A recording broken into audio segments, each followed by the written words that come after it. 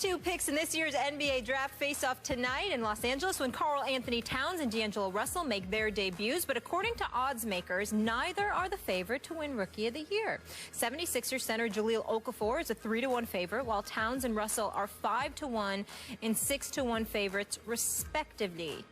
Stephen A., who's going to win Rookie of the Year? I got to tell y'all something. Okay. First of all, let's understand this. Karl Anthony Towns deserves to be the favorite to capture Rookie of the Year honors. The reason that I say that, Skip Bayless, is because not only is he going to be your starter at the 5, I spoke to Coach Sam Mitchell on my radio show for the Minnesota Timberwolves yesterday as well. And by the way, Skip, let's take a quick moment to pay our respects to the late, great Flip Saunders, definitely. Yes. head coach, president of the Timberwolves, and his passing. A wonderful guy. God We worked bless. with him here at ESPN. Obviously, Coach, God bless him and his family. Let's just say that. Yep. But when you look at Karl Anthony Towns, they've got him starting at the 5. So because he's going to start at the 5 and he's being schooled and tutored by KG, and he could also play that stretch 4, he's going to be in position to put up some decent numbers. And he's got the inside track on that. The reason why I don't consider him a lock, however, for Rookie of the Year, Skip, is because he's playing around a bunch of young guys. I'm not sold on Ricky Rubio, even though he's not that young. He's been around long enough. But Zach LaVine is his backup. Shabazz Muhammad at the 3, who loves to shoot. You're looking at Andrew Wiggins, who's going to be at the 2. Not sure about that. Yep. Here's the guys that I keep my eyes on. Stanley Roberts in Detroit, out of Arizona. I like his chances to win Rookie of the Year. And Emmanuel Mudiay for Denver, who went to China and was supposed to be at SMU with Larry Brown. Those are the 2 that I think could knock Karl Anthony Towns off for Rookie of the Year. I'm not putting D'Angelo Russell because he's young, and I'm not putting Jahlil Okafor because he plays for the Sixers, who I think will suffer again this year. No Porzingis in that conversation? He might deserve it. We'll see. Okay. You know how much I love Karl Anthony Towns because I told you before the draft, for months before the draft, that would be my guy. I think he will prove to be a better NBA player than Jahlil Okafor. I could also see Okafor easily winning Rookie of the Year just because he's got an NBA body already. I'm not sure about Karl Anthony's physique yet. I'm not sure about his physicality. And even though we know the Sixers are not going to be very good either, I think that Okafor is going to be a fairly dominating rookie player. And I agree with the odds. I would give him the best shot to win. Now, I'm a big Mudiay guy, too. And I told you I thought the Knicks missed the boat not taking him over Porzingis. Larry Brown said this is his guy, that Larry would think about taking him in the first couple of picks in the draft. So I'm watching closely on Mudiay. But go ahead. I meant Stanley Johnson, not Stanley Roberts. Yeah, I got it. I knew what you're talking about. Stanley Johnson. I used to like Stanley Roberts, too, once upon a time. But, yes. Okay. Once upon a time. All right. My point is, I'm surprised you're giving Okafor no credit here. You're just dismissing him from this conversation. You didn't bring him up. Only because, because I think the Sixers are going to stink. I think that we need to look at Sam Hinkie, the general manager, who openly tanked 1 season and arguably tanked 3. And at some point in time, whether it's Nerlens Noel being drafted while he's hurt, whether it's Joel Embiid being drafted while he's hurt, we have to start looking at the Philadelphia 76ers in the 4th largest market in America and saying, could you win some damn games for the city there? Jahlil Okafor can play. It won't be his fault, but the team is going to suffer. They're not going to be very good. That's why I couldn't consider him. It has nothing to do with him. Okay, and I'm going to remind you of this one more time. Bobby, my new Spur, 7'3" Serbian, is a rookie. He's 27 years old, but he qualifies, I'm pretty sure, as a rookie. Let's not dismiss him from this conversation. A 27-year-old rookie? Yeah. I'm not sure about that. That's like senior citizen status for rookies. I don't like giving them that. Well, I don't like putting them in that. I'm pretty sure he qualifies. I know, but you better watch it. I'm looking for pops and flashes, just like crazy in football. Kareem Abdul-Jabbar. Come on now. Des Bryant will take part in practice Wednesday for the first time since suffering a foot injury in Week 1. A source told ESPN Cowboys reporter Todd Archer Bryant is likely to be limited in his first work with teammates in more than 6 weeks, but his participation is a positive sign toward playing Sunday against the Seattle Seahawks. Skip Bayless, Des could be back. Des. Is he going to play Sunday? God, I think I should do this, right? Yeah. It's been a long time since I got to do this, Stephen A. Good, on the single shot.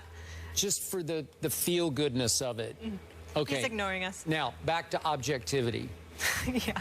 I guess there's a chance Des Bryant will attempt to play against the Seattle Seahawks at Jerry World on Sunday. I'm going to go Stephen A. on the Steelers. As we heard earlier in this show, Stephen A. Smith took the stance that he does not want Big Ben to play yet.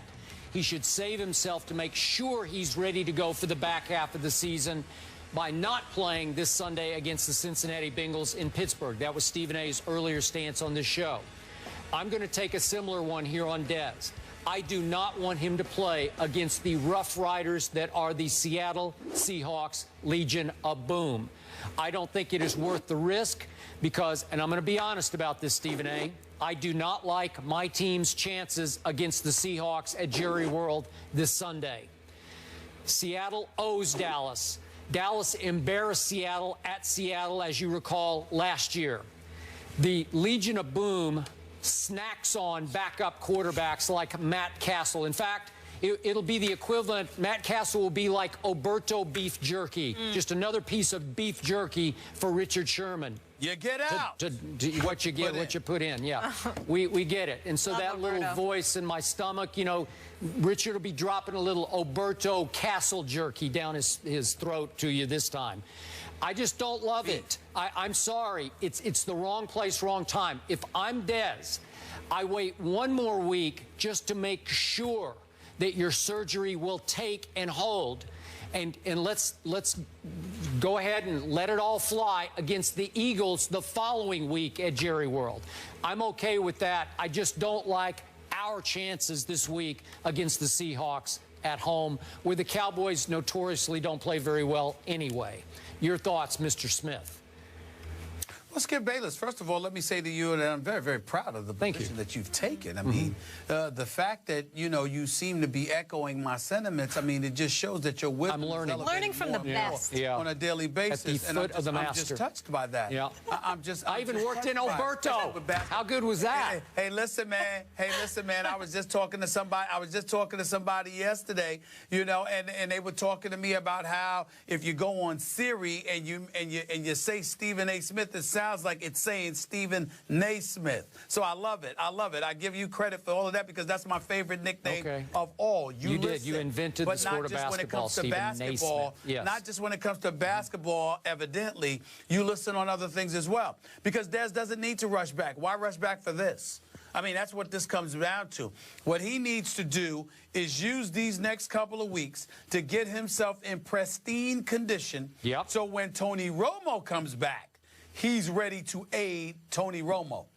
Because one would argue that whether it's Brandon Whedon due to bad luck or Matt Castle with his QBR of 17 from last week with 17 of 27 passing for 227 yards, 1 touchdown, 3 interceptions. You know, there's but so much that Des Bryant is going to be able to do if you got quarterbacks that tap dance excessively when pressure is applied in the pocket, when can't see over the line of scrimmage for whatever reason, or want to throw wants to throw a football that has more air under it, that is almost like floating in a balloon, for crying out loud, which is one of the passes, one of the interceptions that Matt Castle threw. So when you look at it from that perspective, I totally agree with you. I think it's entirely wise for Des Bryant to wait. I think it's entirely wise for Des Bryant not to rush back. It's good that he's back there practicing. I'll put up the X for you, make you feel better. But in the end, that's in practice. In the end, that's during the week. He has no business on the field in game time until, as far as I'm concerned, Tony Romo gets back, because there's little to nothing he's going to be able to do to help the Cowboys prior to that. And I will remind you, most athletes who suffer this injury, this Jones fracture, take at least 3 months to get right from it. Now Des Bryant's about to be 6 weeks into his rehab. I don't know. I don't love it. I'm sorry. Yeah, don't rush it. At least take a 2 full months off, which means an additional 2 to 3 weeks from now, before. I know it's hard because you're a Cowboy, and obviously they've lost 4 straight, and then you're looking at the possibility of them losing 6 to 7 straight. I know. Make it 8, make it 9. Who cares? I get it. But I just think that, you know what? He should hold out for at least a couple of more weeks before he even considers getting back on the field. Listen, maybe it's going to uplift the team in practice today.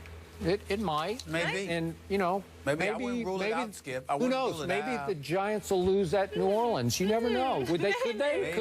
Maybe. It's possible. Maybe. It's possible, Skip. I mean, listen, we can't rule anything out, Nope, Skip. we can't. I mean, there's still We could rule that in, there's maybe. still hope for your Cowboys. Another bold prediction. I'll wait for that one. Oh. I'll wait for that Yeah. for later in the week. We already had the Raiders.